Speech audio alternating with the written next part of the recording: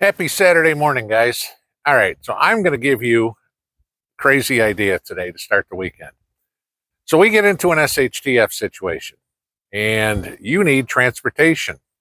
You've got a car, you've got a truck, and then all of a sudden you realize gas is at a premium, right? Okay, what am I going to do? I still got to move stuff around. I still got to move myself around. I still got to haul myself around. So what do? Well, maybe you have a motorcycle, a dirt bike, or something of the sort like that. Great idea. Move people around. You can move some gear around. Still takes gasoline. You could have a side by side. Great idea. Moves more gear around, can move a couple of people around, but still takes fuel. Enter another idea, something along the lines of this. Right behind me. Anybody recognize that face? There we go. Anybody given any consideration to an e-bike? I want to show you this e-bike, okay? It's a Hov Alpha by Hovsco. Just want to show you all the details, but this is purely an electric bike that can be charged with your solar generator so you wouldn't run out of power. So let's take a look at this thing from the top down. Okay, so this is, like I said, the Hovsco Hov Alpha e-bike, and I want to show you some of the details on this. This is a full-size bicycle, all right? 26-inch tires, 4 inches wide. This is definitely a bike that's big enough for a big guy like me to ride. Obviously, as you can see in the picture, I fit on this thing. Mind you, I'm nearly 300 pounds and I'm 6'8". So this bike is big enough for me. This is probably not this particular bike is probably not the bike for somebody of smaller stature, maybe a woman or anything of the sort. But look at some of the basics to it here. Okay. So get in there. You have your digital display, miles per hour, kilometers per hour, trip odometer. It has hydraulic disc brakes. It has a Zoom suspension system. That's a high quality suspension system. It has Shimano gears on it. You can see the finish on this bike. The finish on this bike is absolutely gorgeous. The wheels themselves are stainless steel. This is a high quality electric bike. Okay. Now, I'm not going to say that it's perfect. There's nothing in the world that's perfect.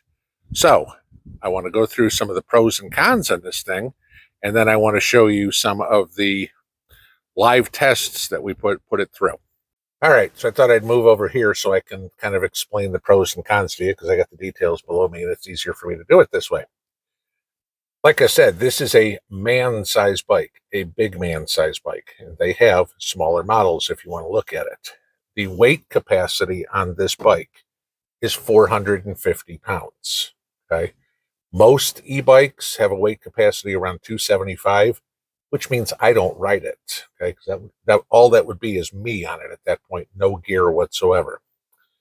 Like I said, it's a full-size 26-inch wheel bike, so this is a good-sized bike. It has a lithium-ion battery, 48-volt, Samsung battery. So we're talking quality, not some cheap Chinese-made junk, okay? The battery, which is right there in the front shaft, is removable and has a LED light on it. So when you finished riding wherever you are, you've got light right there. You could use that in an emergency to flag down somebody else, whatever it would be. You know, you're on the bike, it's got headlight and tail light, no problem, but you're not going to try to take a little light like this and flag somebody down when you've got a light bar that is 250 LEDs in it, and you can shine that, you know, you're going to see that for quite a distance. It comes with a full toolkit, okay? So not everything you need to assemble that bike comes with, right? It is Bluetooth connective.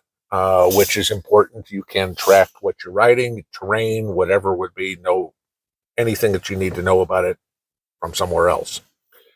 The The overall assembly for two of us to put this together took about an hour, maybe hour and 10, something like that. The assembly is relatively straightforward, not 100%. There's going to be some thinking involved, but you're good there. The negatives. There are always negatives to everything, and I'm going to go through the negatives that I found. Okay. First off, the fenders on it, obviously you want to have them keep the water coming off the mud or whatever. They are some cheap plastic fenders that the connection to the frame is pretty weak, to say the best. There was an improvement. That would definitely be one that needs to be. Doesn't affect the bike's usability whatsoever. The throttle on there is on your left hand. It's on the thumb. Okay, so you're holding the handlebars and you're pushing this thumb in there. It's tiresome to be. There's a bug flying around my face. It's tiresome to be holding that. It's kind of awkward to hold it the whole time. I'd much rather see a throttle like you have on a motorcycle, a twist throttle on there. Personally, if it was me, I would have changed the gear shift, the gear selectors from my right hand to my left hand, and I'd have made a twist throttle. Doing a review. You guys know me, pros and cons. The manufacturers, I hope, watch this and say, okay, this is what the consumer is saying. Maybe this is what we change. Okay. It's not a deal killer. It's just something I wish if I was designing it, I would have designed it differently. The back rack, obviously as a prepper, we'd want some way to haul gear. I was a little disappointed to see that is an add-on, that it doesn't come with the bike. It's $89 for the add-on. I find that a little saucy for just a back rack. This is the hardest part. The instruction manual is pathetic. Okay, and I mean that would be a compliment. The assembly instructions are not well written, and the trying to figure out how to get the electronics to work so you get the bike going so it does what it needs to be done is not described very well at all in their instruction manual. Fortunately, they are working on upgrading the instruction manual, and their technical support was very helpful for us to get it to go. All right. It doesn't have any USB connectivity. I would have liked to see a USB port into the battery so that I could be charging a phone or something if I was in an emergency. If I broke down somewhere, the battery was dead. I'm out mountain biking on a mountain bike, go figure, that it would have a way for me to charge my phone in case my phone was dead. That would be an improvement I'd like to see. We're not talking Tesla here or something high-end. This is a high-end bike, but this is not like, $5,000 or something. Would be love to see if there was regenerative braking on the bike, charge the battery, or there was a way to hook up a secondary power source. A downside to this is if you run out the battery, you're pedaling wherever else you've got to go. Okay? I would like to see where if I had a small solar battery with me, say like an EcoFlow River or something, I could strap it on the back and I could run a second charge in there. That's really asking a lot, but that would be something that I would look that you could do with that one. The charge time on this is not fast. It's 7 hours charge time. It's a 975 watt battery and takes 7 hours to charge. That is very, very, very slow. If you want to talk about the comparability, the EcoFlow Delta 1300 or the Delta 2, which is, an extra 300 watts, charges in an hour and 20 minutes. Okay. Why they don't have fast technology on this, I don't know. That would be a great benefit. Because if I've ridden to town and all of a sudden my battery's dead, I got to plug in somewhere. I got to sit and wait 7 hours so I get enough charge to go home. So the chargeability is a issue. And then again, figuring out the electronic settings was a little difficult. Fortunately, customer support was very helpful for it. If I had my druthers on things I would fix, I would put bigger brakes on it. It's got hydraulic disc brakes, which work great. I just put bigger discs on it for the simple reason of, if you're out biking around and those brakes get hot, you don't want them warping. So I'd like to see a little bit bigger brakes. I talked about the difference in the throttle that I'd like to see in the shift, not putting the shifters on the left hand. Overall, it's a really great bike. Is it perfect? No, nothing is. But let me show you a little bit about our road test, and I'll explain the details on that. Okay, so what we did was we had taken this on a 15-mile road trip through the hills of Tennessee, up and down the hills, around the curves, doing whatever. Everything was staying on main roads. We did drive this off-road in the grass and things like that, and it worked fine. But what I wanted to show you was the ability it had to go up and down hills. In the phase 2 on the bike, it has a maximum speed of 20 miles an hour. It had no problem whatsoever on the flats going 20 miles an hour, completely unassisted. Now you'll see here we're at about a 2 to 3% or 2 to 3 degree grade, and had no problem maintaining 19, 20 miles an hour. As we cruised along, there's a lot bigger hills, smaller hills as we were going through. But we wanted to see what its capacity was for handling bigger hills. Now, like I said, this is all on paved roads, nothing offbeat. Brett is about 200 pounds at 5'10", so we're looking at half the capacity roughly for what the bike can hold. Figure you're going to want to put gear on here or whatever. So as we came around, this is one of the bigger hills, and I want you to see this as we go, because this is where we look at what its capabilities are. Notice he is not pedaling at all. This is just on the motor whatsoever. And sorry, but now we're at about a 4-degree incline going up this hill. And he was still maintaining somewhere around 12 miles an hour at this point. Mind you, max speed was 20. As we got a little steeper, obviously the bike slows down. You can see us slowing down here. Now we're at a 6-degree incline, all right? We got slower and slower and slower. As we got to the top at a 6-degree incline, it maxed out, or I take it back, we're getting up a little bit higher here. This incline is going to get us to about 8 degrees. And at 8 degrees incline, we got our top speed, motor assist only, was only about 8 miles an hour, which is still good. Don't get me wrong, all right? As we crest the hill here, now, and pardon me for my camera work, I'm trying to drive, hold a camera, and watch traffic at the same time. As we crest the hill here and start going downhill, this is when he was flying. He'll outrun me in the truck here pretty quick, but going down this hill got to a top speed of around 40. Obviously, the motor didn't need to help whatsoever. Gravity was taking over.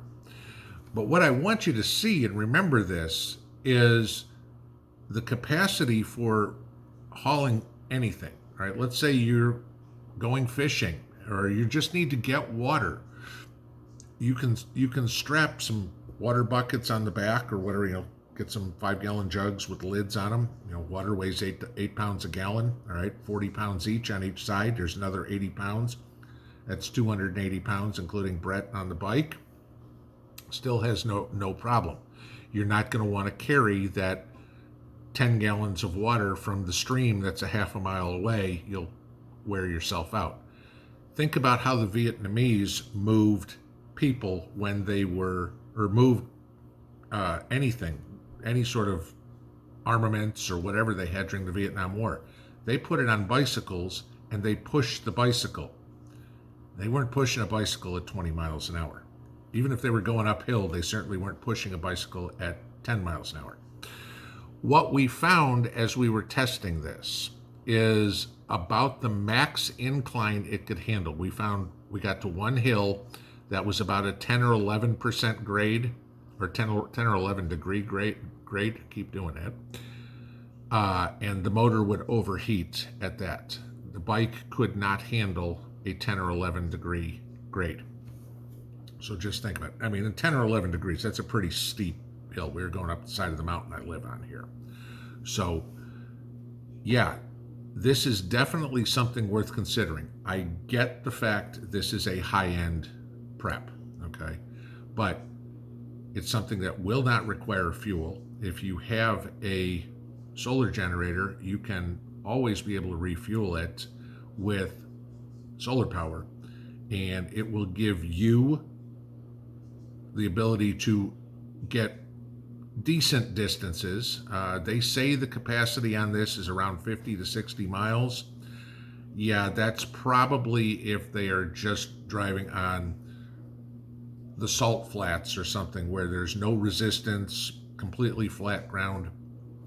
We found going 30 miles, or I'm sorry, going 15 miles here, we used about half the battery, maybe just short of half the battery. But again, that's going up and down hills, et cetera, et cetera. It was 59 degrees when we did this. So, as you all know, electric vehicles don't like cold weather. 59 degrees was fine. When we ran this, when it was 86 degrees, it still did fine. 59 degrees or 86 degrees, it couldn't handle the same elevation or the same incline, but did fine otherwise.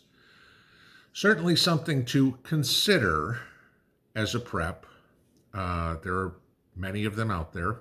We looked at this one specifically because this is one that would fit me. It didn't make a whole lot of sense to get a bike that didn't fit me. Now, I'll let you guys continue watching here as he's rolling on along.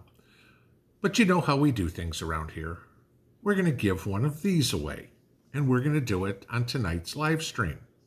Same as always, there is no Instagram, there's no Telegram shortlist, there's no nothing. Those are all scammers. Do not worry about that. What you will need to do to enter to win one of these bikes, and I will send it to you directly from my house, okay, is, and this thing's big, okay, box weighs about 77 pounds. So what you need to do is enter on this video and this video only. Because of the amount of postage I'm going to have to pay on this, guy's contiguous 48. Okay, I can't afford to send this to Canada. I can't afford to send this to Alaska or Hawaii. Okay. Put the state in which you live in and your favorite summer activity as the two things to enter. We will give this away on tonight's live stream, 9 o'clock Eastern. It is a must be present to win. I will do what I always do, put it on a random comment picker. We will pick a name. Somebody will have 3 minutes to announce that they are here. And once we know that they are here, they will have won a bike. But you will have to be present on the live stream. Just saying. If you're interested in winning a high-end prep, there it is. If you don't win one, normal retail price on these is $16.99, which is comparable to what a high-end mountain bike is going to cost you. And Hovsco has given us a $100 coupon code. I will put that below, as well as the link that you can go read up more on this or look at some of their other maybe smaller bikes, 20-inch, 24-inch, whatever it would be. That would be more suitable for your size. Personally, I would say anybody that's under about 5'6", this bike is not going to work for you. This bike is definitely not a bike for kids. Like I said, it's a 26-inch tire bike. This is a large bike. So, wanted to show you guys something that's completely different. But if you're looking for something in the way of transportation in an SHTF event, or something that's just fun to ride now, there's an option for you. So, wanted to show you guys that real quick. But as for the rest of it, I hope to see you tonight. Have a good evening, or have a good day, I guess better, and a pinball out to you.